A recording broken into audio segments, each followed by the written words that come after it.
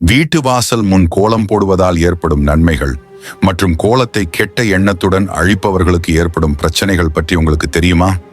அதுக்கு முன்னாடி நம் சேனலை சப்ஸ்கிரைப் பண்ணாதவங்க சப்ஸ்கிரைப் பண்ணிக்கோங்க.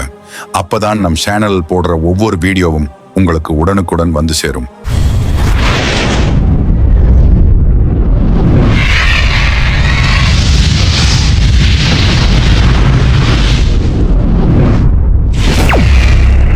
வாங்க வீடியோக்குள்ள போகலாம். வீட்டு வாசலில் கோலம் போட காரணங்கள். தெய்வத்திற்கான வரவேற்பு. கோலம் ஒரு புனித அடையாளமாக கருதப்படுகிறது. இது வீட்டிற்கு லட்சுமி தேவி அருள் தரும் என்பதும் வீட்டில் செழிப்பு அமைதி நிலவும் என்பதும் நம்பிக்கை. தீய சக்திகளை தடுக்க கோலத்தின் வடிவங்கள் பாசிட்டிவ் எனர்ஜியை உண்டாக்கும். அதனால் தீய சக்திகள் வீட்டிற்குள் புகாமல் தடுக்கும். வழிபாட்டின் ஒரு அங்கம். சில கோலங்கள் குறிப்பிட்ட தெய்வங்களை பிரதிநிதிக்கின்றன. உதாரணமாக தாரா கோலம், பத்ம கோலம் ஆகியவை மகாலட்சுமி தேவியை குறிக்கும். அறிவியல் காரணம். மண்ணிலிருந்து வரும் ஈரப்பதத்தை சமநிலைப்படுத்தவும் சிறு பூச்சிகளுக்கு அரிசி மாவு கோலத்தால் உணவை சேகரிக்க கோலம் பயன்படுகிறது. நல்ல தொடக்கத்திற்கான குறியீடு. தினமும் காலையில் வாசலில் கோலம் போடுவது ஒரு புனிதமான செயல் என்பதால் அது குடும்பத்தாருக்கு புத்துணர்ச்சி அளிக்கும். கோலம் எந்த கடவுளின் அடையாளம்? கோலம் பொதுவாக மகாலட்சுமி தேவியின் கருணையை ஈர்க்கும் ஒரு வழிபாட்டு முறையாக கருதப்படுகிறது. குறிப்பாக பத்ம கோலம் தாமரை வடிவம் மகாலட்சுமியை குறிக்கும். மேலும் சொம்பு கோலம் குபேரன் தொடர்பானதாகவும் ஆருத்ரா கோலம் சிவனுக்கானதாகவும் பயன்படுத்தப்படுகிறது. சில இடங்களில் விஷ்ணு பட கோலம், கணபதி கோலம் ஆகியவையும் வழக்கில் உள்ளன. அதாவது கோலம் என்பது நம்முடைய இல்லத்தை தெய்வீகமாக்கி நல்ல சக்திகளை வரவேற்கும் ஒரு முக்கியமான மரபு ஆகும். மேலும் வீட்டு வாசலில் அமாவாசை தினத்தன்று கோலம் போடக்கூடாது. மற்ற தினங்களில் கோலம் போடலாம். அதிலும் முக்கியமான நாட்கள் செவ்வாய் மற்றும் வெள்ளிக்கிழமை கோலம் போடுவது மிகவும் சிறப்பு. கோலத்தை மற்றவர்கள் வேண்டுமென்றே அழித்தால் ஏற்படும் தீமைகள். கோலம் என்பது ஒரு புனிதமான மற்றும் சக்தி வாய்ந்த வழிபாட்டு முறையாக கருதப்படுகிறது.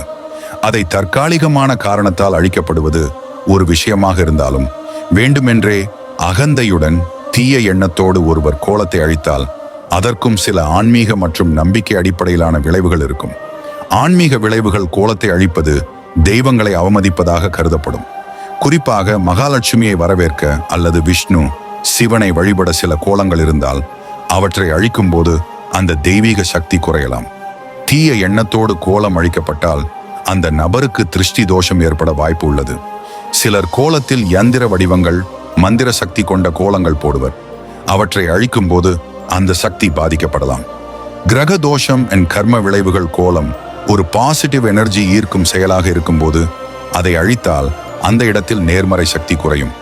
கோலத்தை அழித்த நபருக்கு செல்வ நஷ்டம், குடும்ப பிரச்சனை, உடல் நோய்கள் போன்றவை ஏற்படலாம் என்று நம்பப்படுகிறது. கிரக தோஷங்கள் குறிப்பாக சனி, கேது, ராகு தொடர்பான பிரச்சனைகள் அதிகரிக்க வாய்ப்பு உள்ளது. கோலம் ஒரு வீட்டிற்குள் நல்ல சக்திகளை வரவழைக்கும் என்பதால் அதை அழிக்கும் போது அந்த சக்தி தடைபடும். கோலத்தை அழித்தவருக்கு வீட்டில் சிறு சிறு பிரச்சனைகள் தொடர் நிகழ்வாக வரலாம். அதாவது பொருட்கள் பழுதாகுதல், குடும்பத்தினருக்கு மன அழுத்தம், குழந்தைகளுக்கு உடல் சோர்வு மற்றும் கல்வி வளர்ச்சி குறையும். மனசாட்சிக்கு ஏற்படும் விளைவுகள். நல்லதை அழிப்பது புண்ணியத்தை இழப்பதாகவே கருதப்படுகிறது. கோலத்தை வேண்டுமென்றே அழித்தவர் தன் உணர்விலேயே மன அமைதியை இழக்கலாம். அவர்கள் செயலால் அவருடைய மனநிலை பாதிக்கப்படும் என்பதால் பின்னாளில் அந்த நபர் செய்யும் காரியங்கள் எதிலும் வெற்றியடைய முடியாது. தீர்வுகள் மற்றும் பரிகாரங்கள்.